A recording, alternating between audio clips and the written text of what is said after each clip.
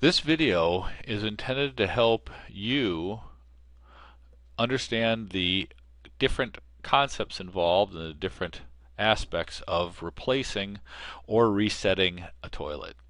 These two overlap in many respects.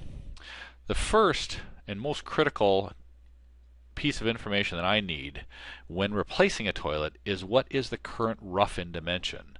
That's the distance between the wall behind the toilet. This is a side view. What's the distance from the wall to the center line of the closet bolt? You'll see close to the floor on the toilet are usually little ceramic or plastic caps that cover up the ends of the closet bolts. Those are the things that hold the toilet to the floor. If you have an extremely old toilet, there may be two sets of these caps on each side for a total of four caps at the base of the toilet. What you're going to be measuring is from the center line of the cap closest to the wall to the finished wall itself in inches. Once we know that, I can bring in the correct type of toilet to fit your existing plumbing. The next considerations are relating to both the replacement and resetting a toilet.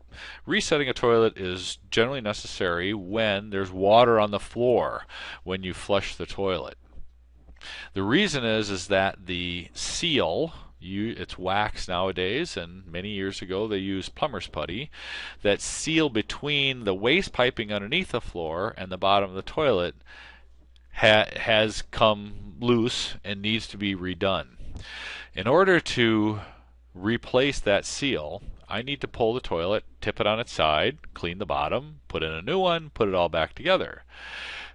Now, as you can tell by tipping on its side, if it's a two-piece toilet, I'm going to put a little pressure right here on the tank to bowl gasket, which makes a seal between this rectangular thing, which is to illustrate the tank, and the bowl. Usually there isn't a problem, but on very, very old toilets, sometimes you will see a leak resulting from just that placing the toilet on its side to clean the bottom for a proper seal. The next aspect that changes the scope of the work when resetting a toilet is the flange. You can see this is a top view of the flange, which is the beginning of the waste piping at the floor and continuing down underneath the floor.